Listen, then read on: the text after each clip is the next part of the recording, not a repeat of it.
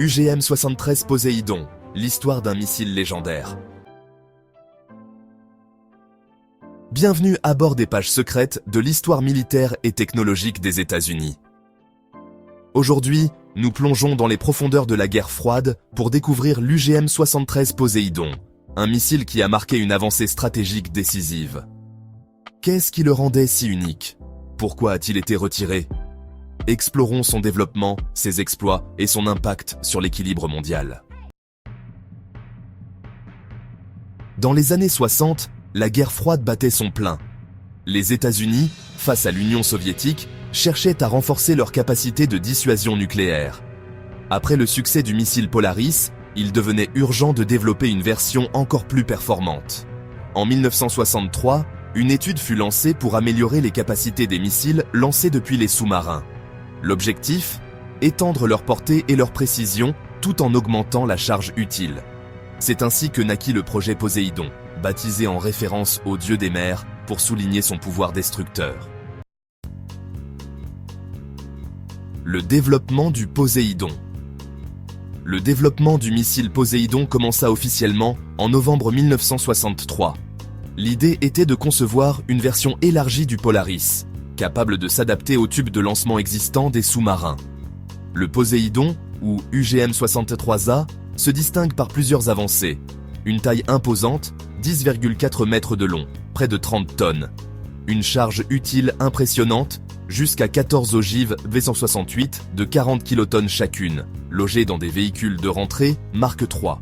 Une portée stratégique, jusqu'à 5900 km avec 10 ogives. Une précision redoutable.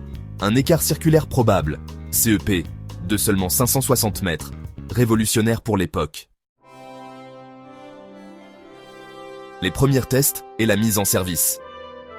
Le premier test du Poséidon eut lieu le 16 août 1968, un moment crucial suivi en 1970 lorsque l'USS James Madison devint le premier sous-marin à effectuer un lancement réussi.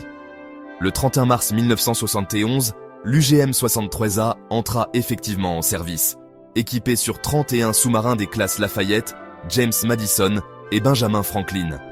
Ces sous-marins devinrent des bastions mobiles de la dissuasion nucléaire américaine, capables de frapper plusieurs cibles simultanément grâce à la technologie MIRV. Un héritage stratégique et une fin programmée. Malgré son succès, l'arrivée des missiles Trident Permine en 1979 signe le début de la fin pour le Poséidon. 12 sous-marins furent rééquipés avec cette nouvelle génération. En 1992, avec la fin de la guerre froide, l'effondrement de l'Union soviétique et l'entrée en vigueur du traité START I, tous les sous-marins armés de Poséidon furent désarmés. Cependant, l'héritage du Poséidon demeure. Il a pavé la voie pour des technologies plus avancées et a joué un rôle clé dans la stratégie de dissuasion nucléaire américaine. Conclusion. L'UGM-73. Poséidon était bien plus qu'un simple missile. Il était une prouesse technologique, un symbole de pouvoir et un pilier de la paix précaire de la guerre froide. En plongeant dans son histoire, nous comprenons mieux l'équilibre fragile de notre monde. Que pensez-vous de ces avancées stratégiques?